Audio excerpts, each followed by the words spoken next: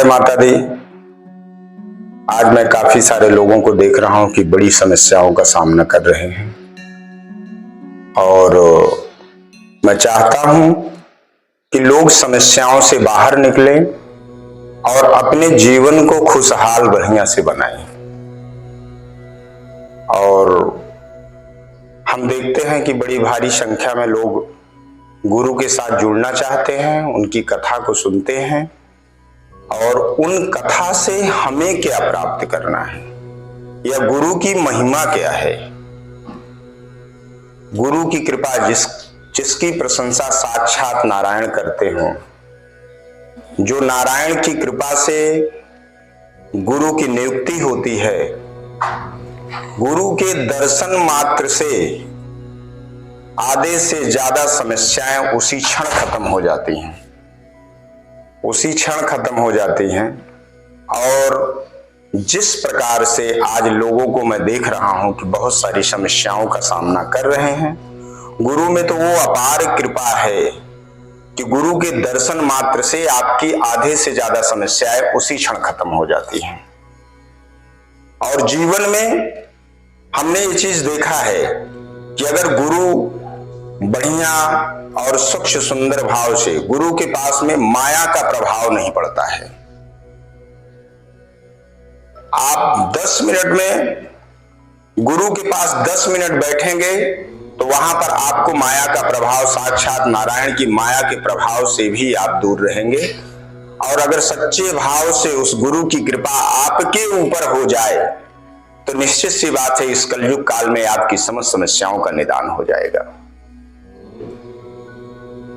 गुरु की महिमा तो ऐसी बताई गई है कि जिसके साथ साक्षात प्रभु राम और सर्व देवी देवताओं के भी साथ में गुरु की महिमा की बड़ी बखान और बड़ी कृपा उनकी बताई गई है कि गुरु के साथ जुड़ने से, गुरु के बात बताए हुए उन बातों पर चलने से हमारे जीवन के समस्त समस्याओं का निदान हो जाता है। अरे गुरु में तो वो अपार कृपा है कि जिसके सामने बड़े से बड़े संकट ऐसे चुटकियों में टल जाते हैं। क्योंकि जीवन में सच्चा गुरु मिल पाना बड़ी मुश्किल की बात है। लोग देखते हैं आजकल लाइनों में खड़े हो जाते हैं, 10 लोगों के साथ लगे रहते हैं, जहां मिले वहीं उनके साथ। लेकिन सच चीज बोलना, जब आप गुरु की कुर्सी पर बैठे हो तो अबे धन की लालसा आपको नहीं होनी चाहिए। धन की लालसा बिल्कुल नहीं होनी चाहिए, क्योंकि भगवान हमारे आराध्य हैं, हमारे आराध्य हैं। भगवान ने तो कभी किसी चीज से किसी प्रकार की इच्छा नहीं रखी। और जब आप उनसे भी श्रेष्ठ बताए जा रहे हो तो फिर आपको भी बेगत धन की लालच किए हुए लोगों की समस्याओं का निदान करना चाहिए।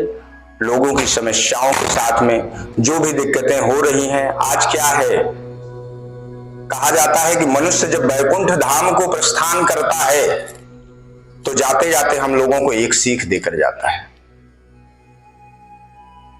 एक सीख बताकर जाता है। आज किसी की घर में अगर किसी की मृत्यु हो जाती है तो पूरे गांव वाले एकत्रित हो जाते हैं, इकट्ठा हो जाते हैं। एकत्रित हो करके लोग उसके सेवा सत्कार में लग जाते हैं।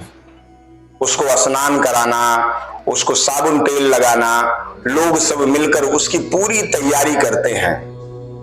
और उस पूरी तैयारी करने के बाद में एक साथ ही सब लोग चारों तरफ मुख करके, एक ही तरफ 4 लोग मुख करके और भगवान राम का नाम लेते हुए उसको लेकर आगे बढ़ते हैं। उस समय वो जाते जाते वैकुंठ धाम को हमें एक सीख देते हैं कि जिस शरीर का कोई मतलब नहीं है, जिस शरीर का कोई मतलब नहीं है, उसकी इतनी सेवा की जा रही है। अगर जीते जी इसी एकता को मेंटेन कर लो तो आपका जीवन धन्य हो जाएगा। ये सबसे बड़ी कृपा है। हम जीते जी उस चीज में सुधार लाएं। और आपसे एक बहुत बड़ी बात आज कहूंगा कि जिस प्रकार से श्री हरि विष्णु तीनों लोकों के स्वामी हैं, तीनों लोकों के रचयिता हैं, उसी प्रकार से मां, पिता और मां, ये दोनों लोग एक विष्णु के समान ही हैं। विष्णु के समान ही हैं और उनकी जो कृपा है इतनी सुंदर है कि अगर उनकी बढ़िया से पूजा पाठ और बढ़िया नियमित रूप से अगर उनके प्रति सुबह उठकर उनका आशीर्वाद प्राप्त करना, अरे जिसके सामने साक्षात, जब मैं युद्ध में देख रहा था कि रामायण में बताया गया है कि मेघनाथ जब जा रहा था तो उसकी मां ने उसे विजय का आशीर्वाद दिया था। नारायण से युद्ध हो रहा है लेकिन उनकी मां ने यह कहा था कि आज जो है बेटा तुम विजय करके आओगे, और एक मां के सामने साक्षात नारायण भी नतमस्तक हो गए थे। ये माता में ऐसी कृपा है। तो मैं आप लोगों से जरूर कहूंगा कि इस परिवार को सजोने की जरूरत है, एक साथ कर की जरूरत है, एक साथ उनको लेकर चलने की जरूरत है। और आप सब लोग भगवती की कृपा से मैं एक ही चीज कहूंगा कि शाम को विश्राम करते समय अपने घरों में सोते समय एक धूप बत्ती जलाएं और माता रानी का नाम लें। आपकी समस्त समस्याओं का निदान होना उसी दिन से चालू हो जाएगा। जय माता दी। आप सब के ऊपर भगवती की अपार कृपा हो, और जो भी आप लोगों की समस्या है माता रानी वो सब बढ़िया तरीके से दूर करें, और आप लोग ऐसे ही हमारे साथ जुड़े रहें। जय माता दी।